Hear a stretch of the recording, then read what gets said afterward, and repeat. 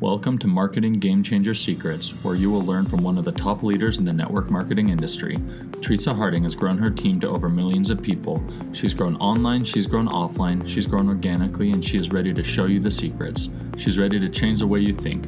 She truly cares about the success of her team and the people that she teaches. So get ready to learn the tips, tricks, and secrets that will allow you to grow a successful business in the 21st century.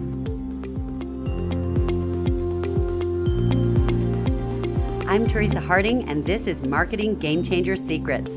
This podcast is for people who know that this industry is not about the network marketer anymore.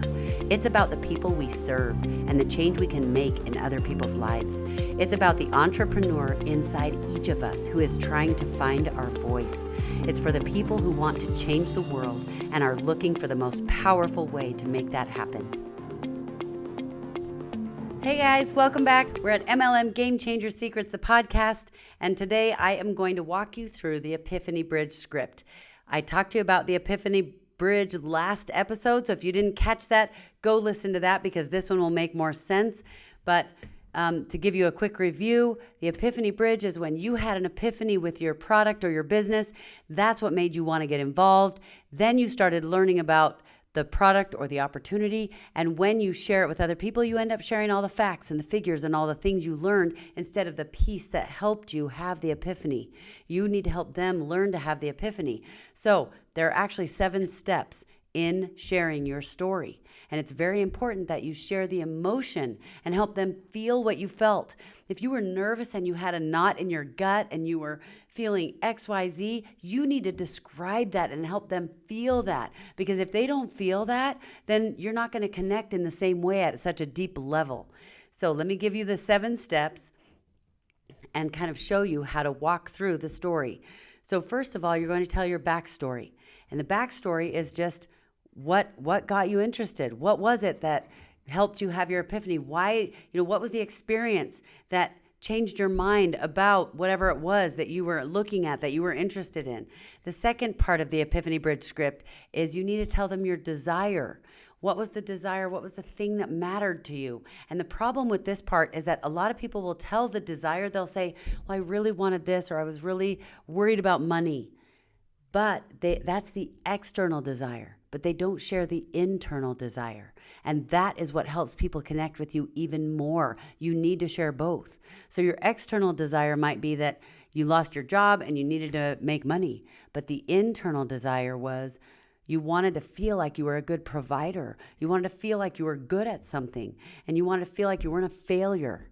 That's the internal desire. The third step is you talk about the wall.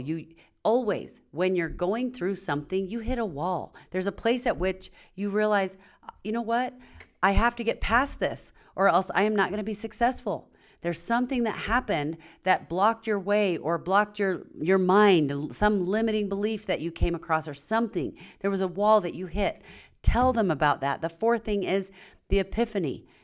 Now you had the epiphany, which was the new opportunity. Now you have a new opportunity that makes you go, oh my goodness. Let's say you have a weight loss product. If you have a weight loss product, then you're listening to whatever it is that you're hearing about the product, and all of a sudden you have an epiphany. And the epiphany might have been, oh, no wonder. I've been trying all these diets and they didn't work, and it's no wonder.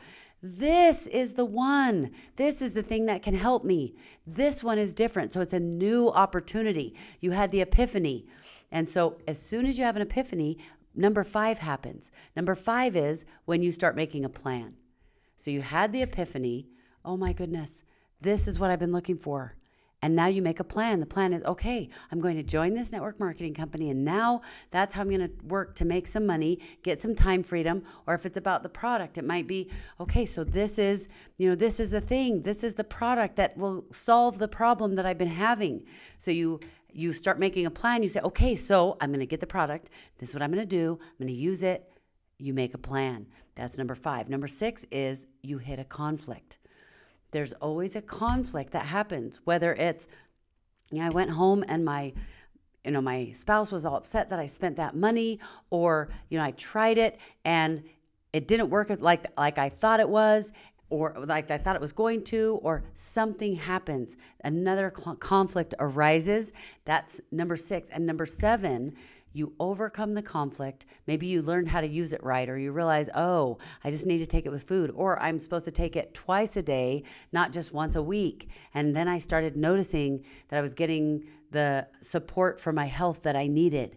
So you end up having an achievement. And in that achievement, part of the problem is, in the story, most people tell what happened, the physical thing that happened. Oh, I started getting results. Oh, the product worked. Oh, if it's a financial product where you're trading online, the conflict might be, I tried it and it didn't work. And I thought, oh, this doesn't work, until I learned X, Y, Z. And once I learned that, oh my goodness, then I saw success and it was amazing. So see, you had the conflict and now you had the achievement. Now it worked. Well, people tell the external achievement, but guess what? There was an achievement that happened inside too.